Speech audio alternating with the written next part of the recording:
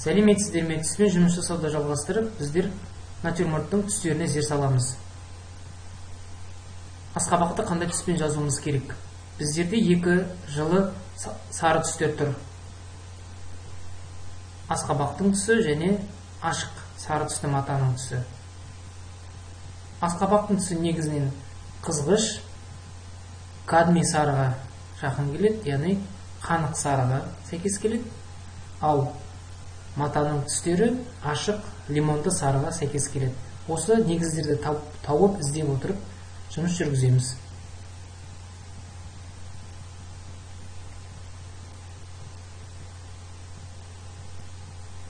Жартылай өңдерді жазамыз.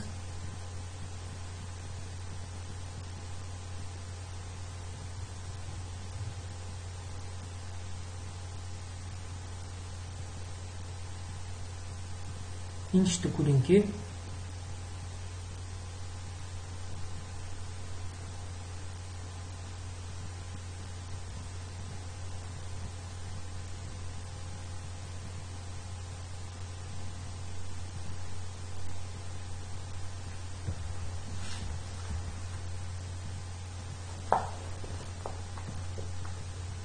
Кішкене алдыңғы пландағы, жоспардағы қызыл бұрыштың негізгі түстерін белгілейміз, тағы да қосып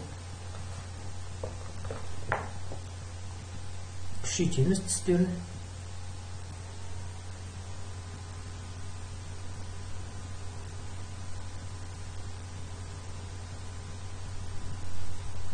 Қоңыр қызыл, күрең қызыл түстерден қоса отырып, қызыл бұрыштың кейбір реңдерін дәлірек жазамыз.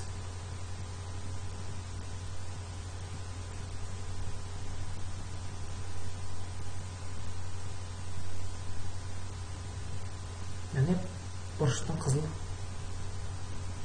күрең жерлерінің формасын шығарамыз. Алдыңғы жоспардағы жемістің де негізгі көлеңкелерін толықтырамыз.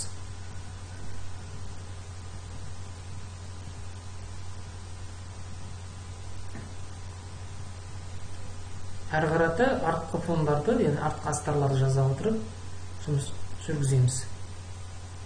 Сонымен бүгін біздер натюрморттың үлкен көлемді қабырғаларымен жұмыс жүргіздік.